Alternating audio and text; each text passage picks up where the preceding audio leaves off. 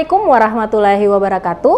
Apa kabar adik-adikku di rumah? Semoga kalian dalam keadaan sehat walafiat. Semoga pandemi ini segera berakhir sehingga kita bisa kembali melakukan pembelajaran secara bertatap muka. Nah adik-adik, pada pertemuan sebelumnya kita sudah membahas tentang materi rumus trigonometri jumlah dua sudut. Nah pada pertemuan atau pada video kali ini kita akan membahas tentang rumus trigonometri selisih dua sudut. Bagaimana materinya? Perhatikan penjelasan ibu berikut ini. Ya, adik-adik, IPK yang akan kita capai pada pertemuan atau pada video kali ini yaitu menentukan nilai sinus kosinus tangen sebuah sudut menggunakan rumus jumlah dan selisih dua sudut. Namun, kita sudah membahas pada pertemuan sebelumnya tentang penggunaan rumus jumlah dua sudut. Nah, pada pertemuan kali ini kita akan spesifik membahas tentang penggunaan rumus sinus kosinus tangen untuk selisih dua sudut.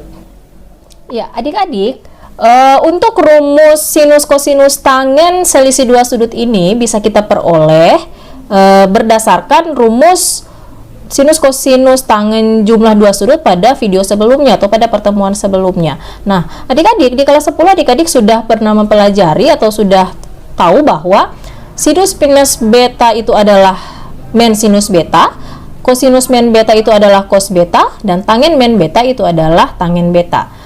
Adik-adik sudah mengetahui relasi ini ya.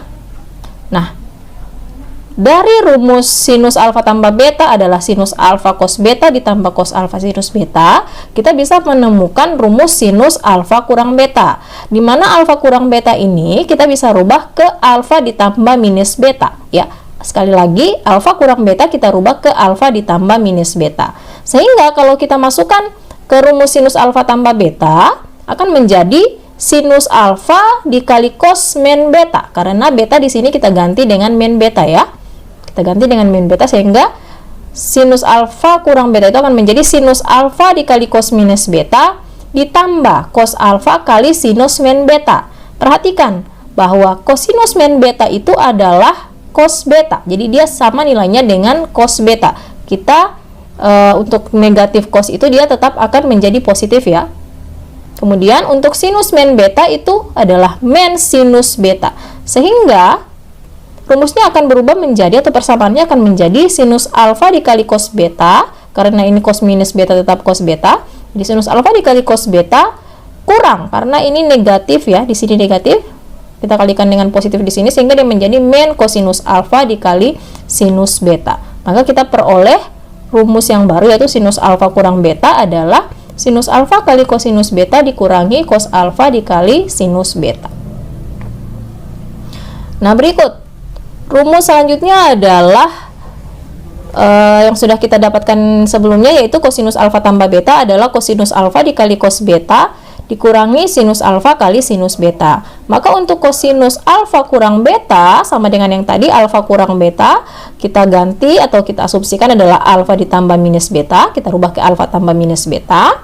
Maka persamaannya nanti akan menjadi cos alfa dikali cos min beta ya. Cos beta di sini akan berubah menjadi cos min beta dikurangi sinus alfa dikali sinus min beta. Ingat bahwa cos min beta itu sama dengan nilai cos beta dan sinus min beta tetap adalah men sinus beta ya. Sekali lagi sinus min beta adalah men sinus beta. Sehingga nanti persamaannya akan menjadi kosinus alfa dikali cos beta.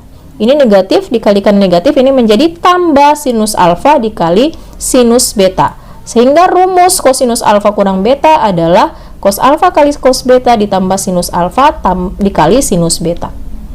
Selanjutnya adalah rumus tangen alfa tambah beta ya. Tangen alfa tambah beta, adik-adik masih ingat bahwa rumusnya adalah tangen alfa ditambah tangen beta per 1 kurang tangen alfa kali tangen beta. Maka untuk tangen alfa kurang beta, jadi seperti yang tadi, alfa kurang beta kita rubah ke alfa tambah minus beta. Maka kalau kita masukkan ke persamaan tangen alfa tambah beta menjadi tangen alfa ditambah tangen min beta per 1 kurang tangen alfa dikali tangen min beta. Tangen min beta itu adalah min tangen beta ya, tetap min tangen beta. Jadi tangen alfa dikurang ini positif dikali negatif menjadi min tangen beta. Jadi tangen alfa kurang tangen beta per 1 ini 1 tambah menjadi tambah karena negatif ketemu negatif ya, Dikalikan negatif menjadi 1 tambah tangen alfa kali tangen beta. Maka tangen alfa kurang beta itu adalah tangen alfa kurang tangen tangen alfa kurang beta adalah tangen alfa dikurang tangen beta per 1 ditambah tangen alfa tambah tangen beta. Atau secara sederhana kita bisa tuliskan seperti ini kesimpulan dari rumus yang tadi. Ya, bisa dilihat ya. Jadi ini 3 rumus baru yang kemarin kita sudah mendapatkan 3 rumus, yaitu sinus alfa tambah beta, kosinus alfa tambah beta, tangen alfa tambah beta. Nah, sekarang ada 3 rumus baru lagi, yaitu sinus alfa kurang beta, kosinus alfa kurang beta, dan tangen alfa kurang beta. Berarti sekarang kita sudah punya 6 rumus ya. Sekarang kita sudah punya 6 rumus. Jadi mohon bisa mulai dihafalkan rumusnya ya, dipahami dan dihafalkan rumusnya. Oke, selanjutnya kita masuk pada aktivitas, yaitu contoh soal menentukan nilai sinus kosinus tangen dari sudut dengan memanfaatkan rumus sinus kosinus tangen selisih 2 sudut. Contoh soal yang pertama, tentukan nilai dari sinus 15 derajat. Jadi seperti pada penjumlahan kemarin, untuk 15 derajat juga kita akan rubah ke pengurangan 2 sudut yang merupakan sudut istimewa ya. Jadi ini kita 15 kita akan rubah ke 45 dikurangi 30 ya. Sekali lagi kita akan merubah di mana pengurangnya ini ya, sudut-sudut yang akan kita gunakan ini adalah sudut yang merupakan sudut istimewa. Jadi sinus 15 derajat sama dengan sinus 45 derajat kurang 30 derajat. Jadi ingat kembali rumusnya ya. Rumus sinus alfa kurang beta adalah sinus alfa kali cos beta dikurang cos alfa kali sinus beta. Jadi kalau untuk sinus itu kurang, tetap kurang di sini ya, agar mudah mengingatnya. Sin alfa kurang beta adalah sin alfa cos beta dikurang cos alfa dikali sinus beta. Maka kita tinggal masukkan, jadi sinus 45 dikali cos 30 dikurang cos 45 dikali sinus 30. Kita masukkan atau kita ganti nilai sinus dan kosinus 30 dan 45 derajat. Sinus 45 adalah 1/2 akar 2, kosinus 30 1/2 akar 3, kosinus 45 1/2 akar 2, dan sinus 30 adalah 1/2. Kita kalikan ya, 1/2 akar 2 dikali 1/2 akar 3, maka hasilnya adalah 1/4 akar 6. Dan 1/2 akar 2 dikali 1/2 adalah 1/4 akar 2. Kemudian kita sederhanakan menjadi 1/4 akar 6 dikurangi akar 2. 1/4 dikali akar 6 kurang akar 2, atau bisa lebih sederhana lagi menjadi 1/4 akar 2 dikali akar 3 kurang 1. Jadi dua bentuk ini sama ya. Dua-duanya sebenarnya sudah sederhana.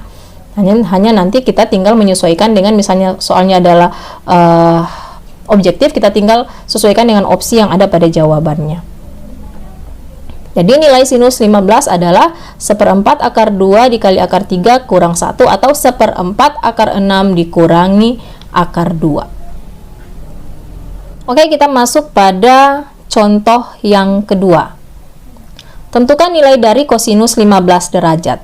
Oke, masih sudut yang sama, maka kita juga masih menggunakan pengurangan yang sama ya, yaitu kosinus 15 kita rubah ke kosinus 45 kurangi 30 derajat. Jadi kosinus 45 kurang 30 derajat. Jadi ingat kembali rumusnya, kosinus alfa kurang beta adalah kosinus alfa dikali cos beta ditambah sinus alfa kali sinus beta. Jadi ingat untuk kosinus ya, untuk kosinus kalau dia pengurangan maka di sini akan berubah jadi penjumlahan ya. Di sini penjumlahan. Jadi kalau sinus alfa tambah beta, jadi kalau untuk sinus itu tambah tetap tambah, kurang-kurang. Kalau kosinus, kalau tambah jadi kurang, kalau kurang jadi tambah. Jadi itu untuk memudahkan adik-adik mengingatnya. Nah, tinggal kita masukkan ya, kita ganti. Jadi kosinus 45 dikurangi 30 berarti kosinus 45 dikali cos 30 ditambah sinus 45 kali sinus 30.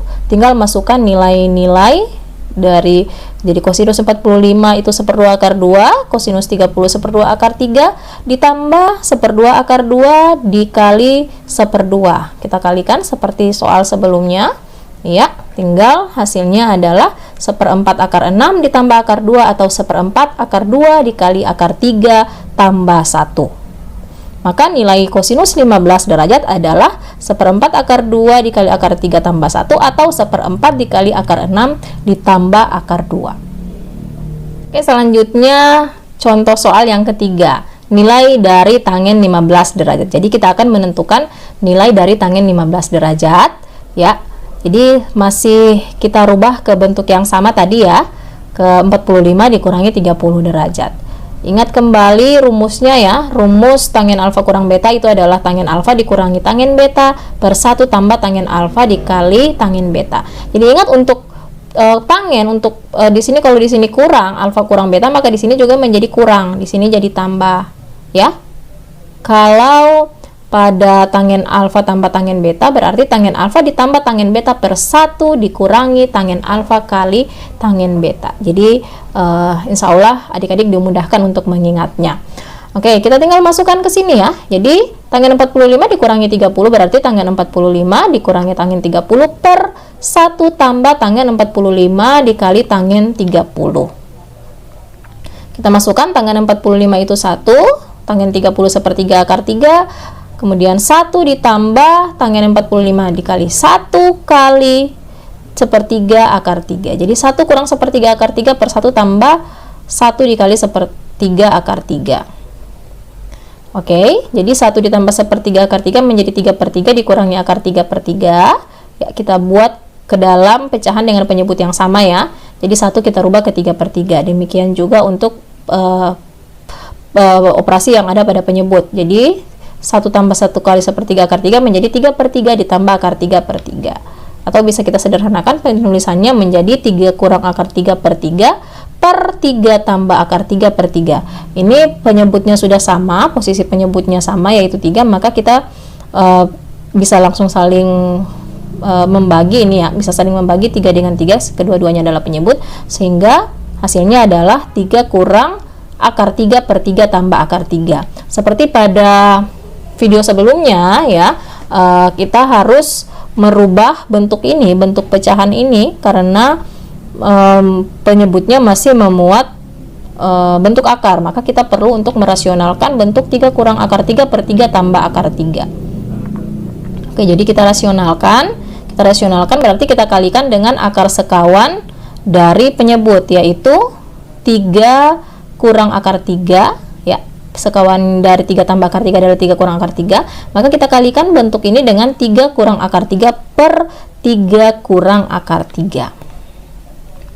Maka ya, masih ingat di video sebelumnya sudah saya jelaskan ya. Jadi 3 kurang akar 3 dikali 3 kurang akar 3 ini adalah bentuk yang sama, jadi bisa kita bawa ke A kurang B pangkat 2, sehingga hasil perkaliannya adalah, masih ingat bahwa A kurang B pangkat 2 adalah A pangkat 2 dikurangi 2AB ditambah B pangkat 2. Jadi ini kita anggap sebagai A, 3 sebagai A, kemudian akar 3 sebagai B. Jadi 3 pangkat 2 adalah 9 dikurangi 2AB, berarti 2 dikali 3, 6 dikali akar 3 berarti 6 akar 3. Jadi kurang 6 akar 3 ditambah dengan min akar 3 dikali min akar 3 berarti positif 3. Nah, untuk yang bentuk penyebut ini kan dua bentuk yang saling sekawan ya. Jadi tinggal langsung kita kalikan. 3 dikali 3 itu adalah 9, kemudian positif akar 3 dikali min akar 3 itu adalah min 3. Sehingga bentuknya menjadi, ini kita bisa jumlahkan 9 tambah 3 12. Jadi 12 dikurangi 6 akar 3, penyebutnya 9 kurang 3 itu berarti 6. Maka bentuk akhirnya bisa kita sederhanakan. 12 dibahagi 6 itu adalah 2, kemudian 6 akar 3 dibahagi 6 adalah akar 3. Jadi hasil akhir dari tangen 15 derajat adalah 2 dikurangi akar 3. Oke, kita lihat selanjutnya soal nomor 4. Diketahui alfa dan beta adalah sudut-sudut lancip. Jika kosinus alfa itu diketahui 5/13 dan sinus beta 4/5, maka tentukan nilai dari kosinus alfa dikurangi beta. Oke, untuk soal ini agak berbeda dengan soal sebelumnya. Kalau soal sebelumnya itu kita merubah sudutnya ke pengurangan dari dua sudut istimewa. Nah, untuk soal ini yang diketahui adalah nilai perbandingan kosinus dan nilai perbandingan sinus. Di mana di sini ada dua sudut, sudut alfa dan beta. Jadi sudut alfa dan beta di soal dikatakan merupakan sudut lancip. Sudut lancip berarti dia berada pada kuadran 1. Pada kuadran 1 berarti semua nilai sinus, kosinusnya, dan tangen juga ya, sinus kosinusnya bernilai positif.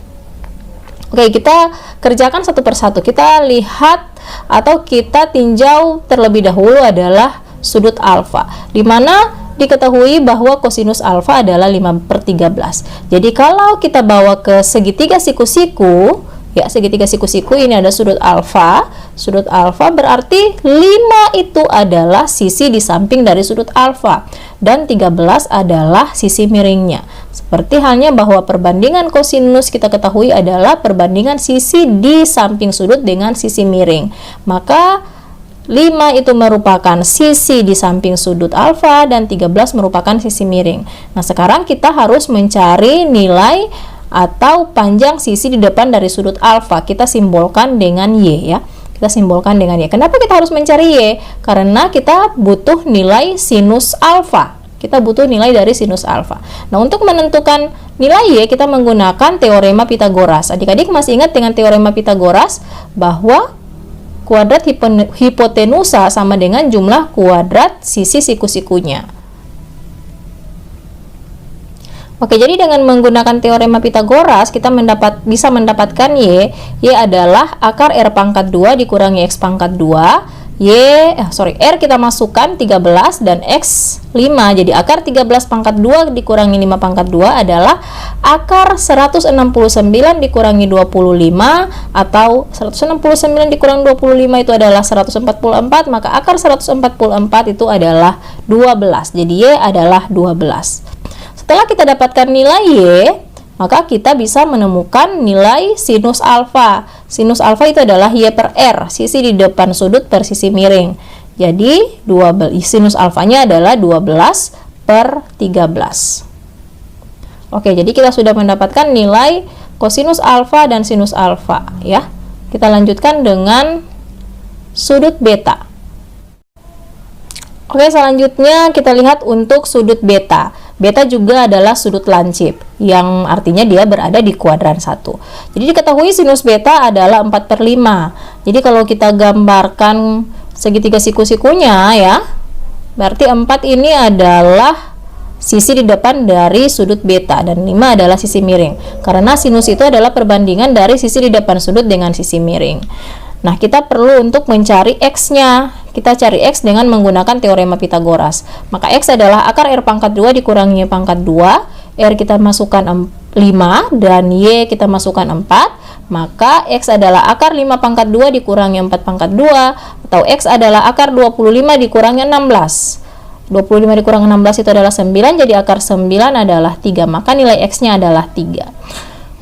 Selanjutnya kita sudah bisa menemukan nilai kosinus betanya ya. Jadi kosinus beta adalah sisi di samping sudut per sisi miring. Berarti X per R, atau X kita ganti dengan 3 dan R kita ganti dengan 5. Maka cos beta adalah 3/5.